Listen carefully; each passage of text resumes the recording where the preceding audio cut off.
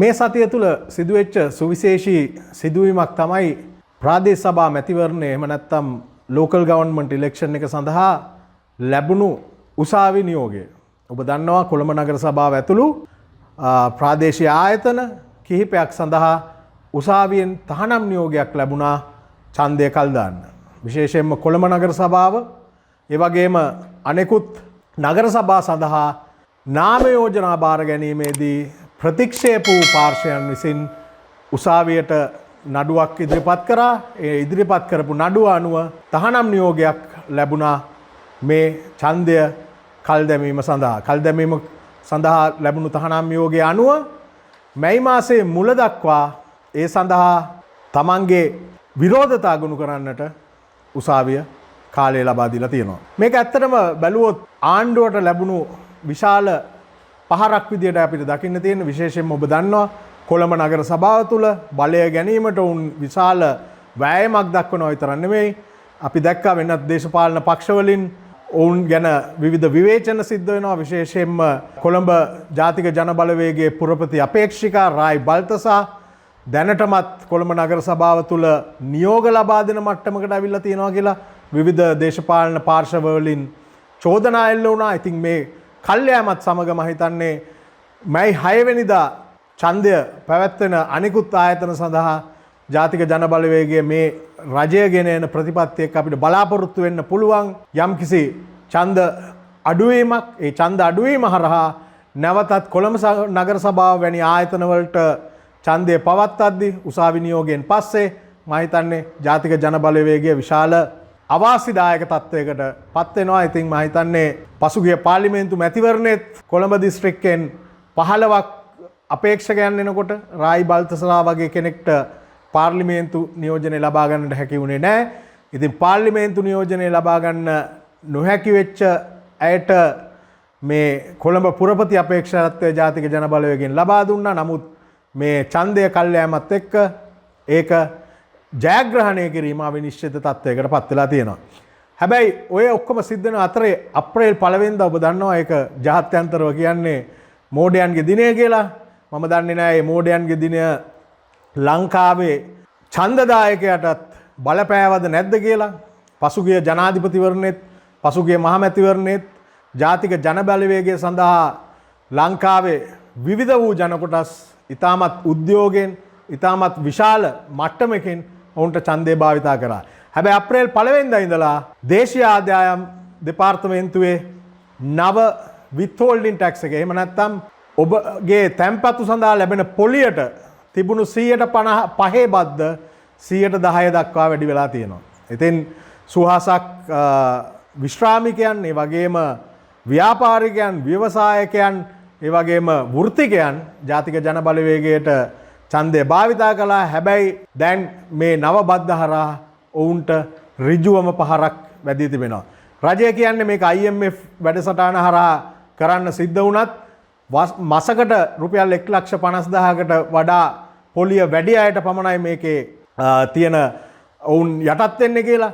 නමුත් 1,50,000ට අඩුව පොලිය තියෙන අයට පුළුවන් Tamanගේ ග්‍රීවන්ස් එක දේශීය ආදායම් බදු දෙපාර්තමේන්තුවට ලබා දීලා ඒ සඳහා සහනයක් ලබා ගන්න. හැබැයි ඒ සහනය ලබා ගන්න දේශීය ආදායම් බදු දෙපාර්තමේන්තුවට ඉල්ලීමක් කරත් 10% කපා හරිනු ලබනවා. අපි දන්නවා සාමාන්‍යයෙන් මේ රටේ දේශීය ආදායම් බදු දෙපාර්තමේන්තුවෙන් නැවතත් අයකර ගැනීමේ තියෙන අපහසුතාවය. ඒක නිසා ඒක ටැක්ස් ක්‍රෙඩිට් එකක් එහෙම නැත්නම් Tamanගේ නමට තියෙන ධන බදු ප්‍රමාණයක් විදියට මම හිතන්නේ ඉදිරියට යයි කියන එක තමයි අපගේ හැඟීම. ඒක නිසා ඔබට ඒ එක්සෙම්ෂන් එක එහෙම නැත්නම් බදු වලින් නිදහස් කරත් ඔබට මේ මුදල අතට ලබා ගැනීමේ හැකියාව පවතිනවද නැද්ද කියන එක ඉදිරියේදී අපිට බලා ගන්න වෙනවා. ඉතින් මේ හරහා සමස්ත විශ්‍රාමිකයන්ට වෘත්තිකයන්ට ඒ වගේම ව්‍යවසායකයන්ට තමන්ගේ පොලිය මත අය කරපු බදු ප්‍රමාණය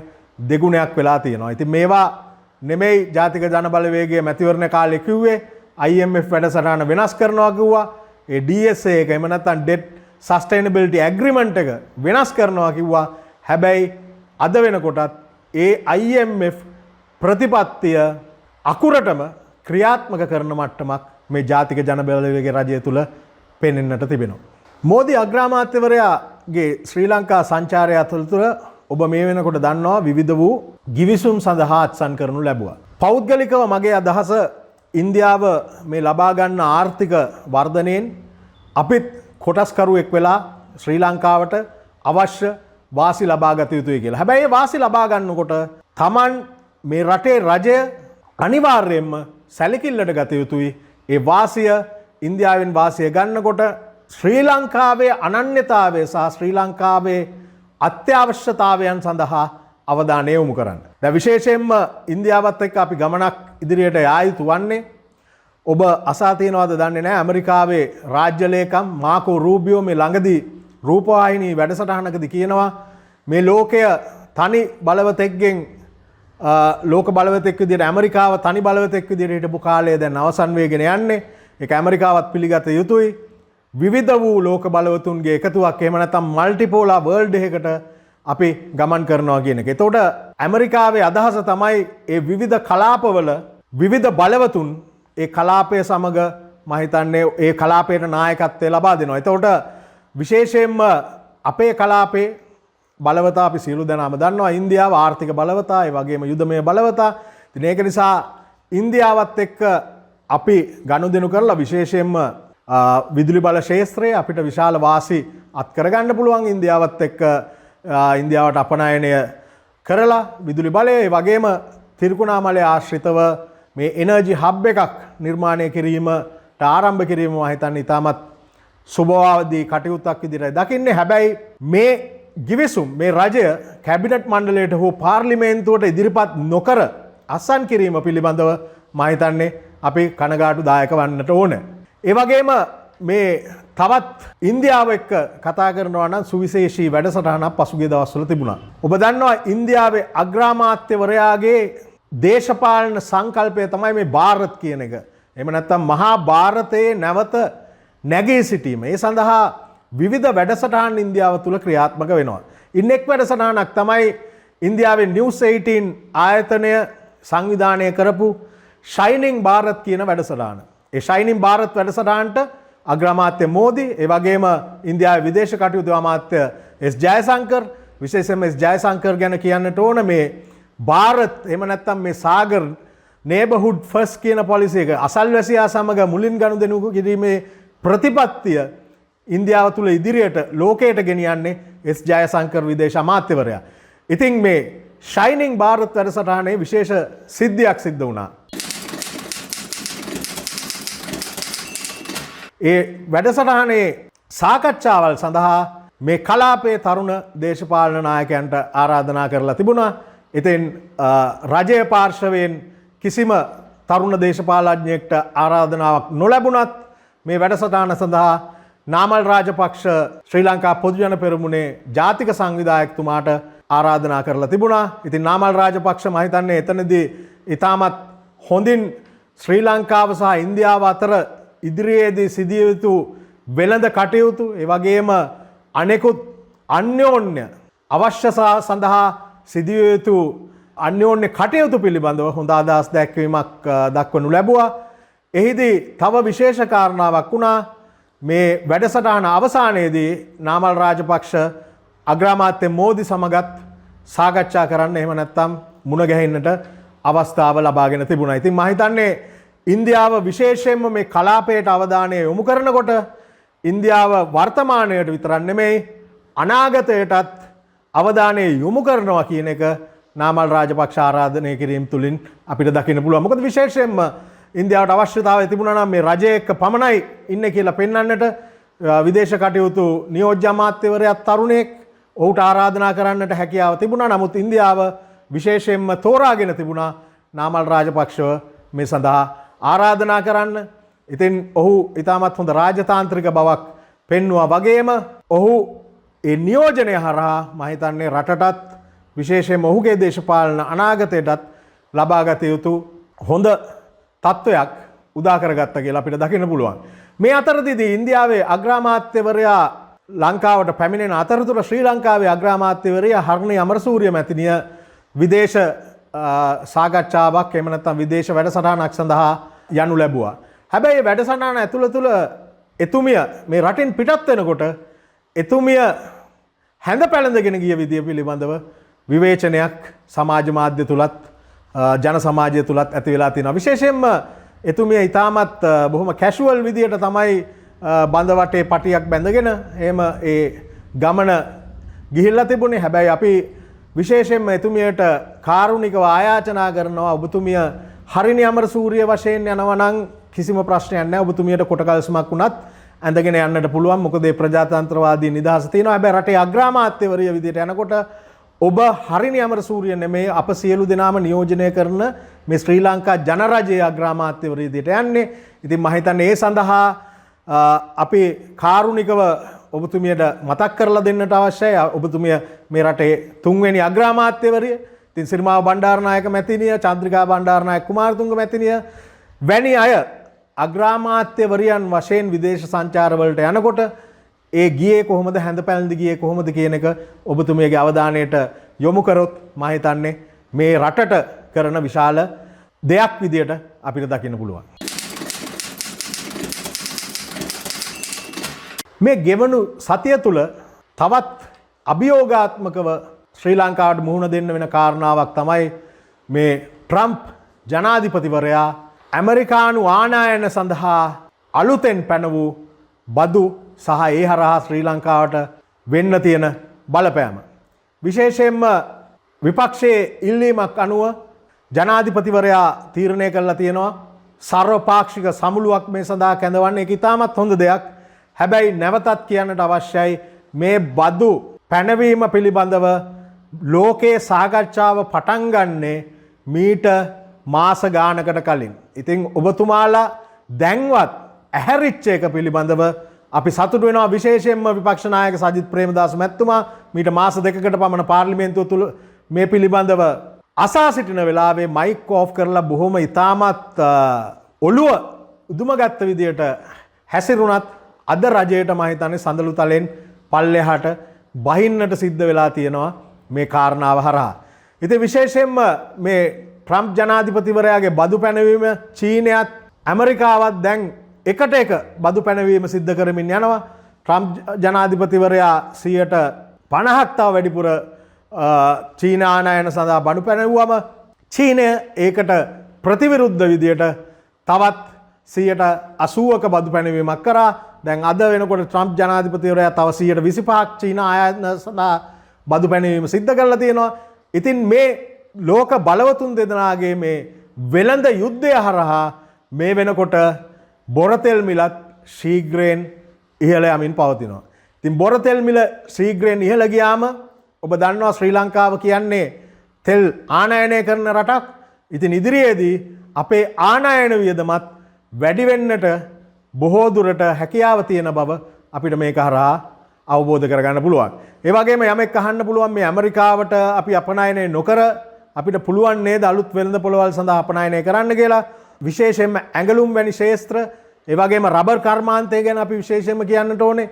ලංකාවේ රබර් කර්මාන්තය විශේෂයෙන්ම ඇමරිකානු වෙළඳපොළ සමග බද්ධ වෙලා තියෙන්නේ. දැන් මිචලින් ආයතනයේ ඒ අවශ්‍ය මම හිතන්නේ ටයර් ප්‍රමාණය විශාල ප්‍රමාණයක් ශ්‍රී ලංකාව තුළ නිෂ්පාදනය කරනවා. ඉතින් ඒ සඳහා මේ 144 බද්ධ පැන වුණාම ඒ සඳහා තියෙන තරඟකාරීත්වය ශ්‍රී ලංකාව තුළින් ඉවත් වෙනවා. ඉතින් මට පේන විදියට මේ රජය කිසිම අවබෝධයකින් තොරව වැඩ කරන බවක් තමයි පේන්නේ. දැන් කම්කරු අමාත්‍යවරයා එහෙම නැත්නම් මුදල් නියෝජ්‍ය අමාත්‍ය අනිල් ජයන්ත මහත්තයා කියනවා මේ ජනාධිපතිවරයා ලියුමක් ඇව්වා ට්‍රම්ප් ජනාධිපතිතුමාට. ඒක ලැබුණා කියලා ඇක්නොලේජ් කරලා තිබුණා කියලා.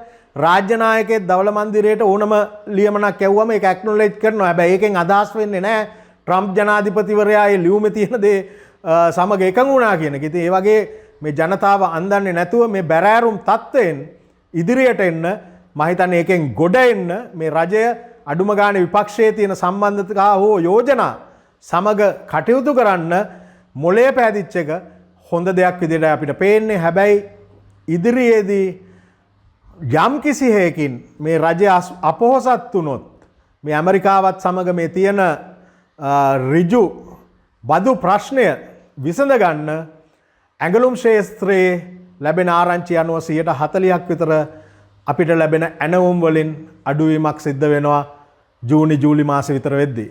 එහෙම වුණොත් ඍජු රැකියා ලක්ෂයක්, ඒ කියන්නේ පවුල් ලක්ෂයක රැකියා එහෙම නැත්නම් ආදායම අනතුරේ හෙල්ලලා තියෙනවා. ඒ වගේම වක්‍ර රැකියා මම හිතන්නේ ලක්ෂ 10ක් විතර ඇඟලුම් ශාස්ත්‍රය හා බද්ධ වෙලා තියෙනවා. ඉතින් මේ වක්‍ර රැකියාව වලිනුත් තව ලක්ෂ 3ක් විතර සමස්ත පවුල් ලක්ෂ 4ක් විතර මම හිතන්නේ අනතුරේ වැටලා තියෙනවා. ඉතින් විශේෂයෙන්ම සඳහන් කරන්නට ඕන අපි දන්නවා ඇඟලුම් ශාස්ත්‍රයේ විශේෂයෙන්ම අපේ ඇඟලුම් නිෂ්පාදනය කරන තරුණ තරුණියන්ගෙන් අති බහුතරයක් ජාතික ජන බලවේගයට සහයෝගය දීපු ඡන්දය දීපු උදවිය අපි දන්නවා. ඒ ඇඟලුම් ශාස්ත්‍රයේ ප්‍රවාහන බස් රථ ඇතුළේ ජාතික ජන බලවේගයේ නියෝජිතයන් පත් කරලා කොහොමද මේ රට ජාතික ජන බලවේගය ඉස්සරහට ගෙනියන්නේ, කොහොමද දූෂණය නැති කරන්නේ, කොහොමද තවත් පෝසත් රටක් හදන්නේ කියලා ඔවුන්ට අදහස දීලා ඔවුන්ගේ ඡන්ද ගනු ලැබුවා. දැන් මම ඇඟලුම් ශාස්ත්‍රයේ තරුණ තරුණියන්ට කියනවා මේ රජය අපෝසත් වුණොත් හරි විසඳුමක් ලබා දෙන්න. ඔබ ඊටමත් උද්‍යෝගයෙන් ලබා දීපු ඡන්දයෙන් ඔබගේ රැකියාව අනතුරටපත් වෙලා ඉවරයි. මේ සතියේ තවත් සිදු වූ සුවිශේෂී සිද්ධියක් තමයි ජාතික ජන බලවේගයේ පාර්ලිමේන්තු මන්ත්‍රී කෝසල මන්ත්‍රීතුමාගේ අකල් අභාවය. විශේෂයෙන්ම අපි ඒ සඳහා කනගාටුව ප්‍රකාශ කරනවා. මොකද අපි පිළිගන්න දර්ශනය අනුව ජාතික ජන බලවේගයේ කට්ටිය හැමතිස්සෙම නිවන් සුව පැතුවත් මේ ජීවත් වෙලා ඉන්න මිනිස්සුන්ට මම හිතන්නේ රටේ മന്ത്രിවරයෙක් එහෙමත් නැත්නම් රටේ තරුණයෙක් අකල්ව මිය ගියාම අපි සියලු දෙනාම ශෝකයටපත් විය යුතුයි. විශේෂයෙන්ම අපි පිළිගන්න දර්ශනය තුල යම්කිසි පුද්ගලයෙක් අකල් අභාවයකට හෝ අභාවයකට පත් වුණාම පාරේ කිරිබත් කපන කිරිබත් කන ඒ වගේ පහත් තුච්ච මිලේච්ඡ ක්‍රියා අපි අනුමත කරන්නේ නැහැ, අපි කරන්නේ නැහැ. ඉතින් කියන්නට අවශ්‍යයි එවැනි වූ ක්‍රියාවන් එහෙම නැත්නම් Taman වපුරන දේ Tamanට නැවතත් ලැබෙන්න ඒ වගේ දේවල් හරහා සිද්ධ වෙනවා. ඒක නිසා මම හිතනවා මේ සංගමයේ ඒ විනය අපි නියෝජනය කරන දේශපාලන ධාරාවට තියෙනවා. ඉතින් නැවතත් ඒ කෝසල මන්ත්‍රීතුමාට අපි නිර්වාණ සම්පත්තිය ප්‍රාර්ථනා කරනවා. රටේ සිදුවුණු දේශපාලන කාරණා පිළිබඳව ඇතුළාන්තය නැවතත් සාකච්ඡා කරන්න ලබන සතියේදීත් ඔබව හමු වෙන්නට මා බලාපොරොත්තු වෙනවා. ඔබ සියලු දෙනාටම සුබ සිංහල හා හින්දු අලුත් අවුරුද්දක් මා ප්‍රාර්ථනා කරනවා. මම දමිත වික්‍රමසිංහ.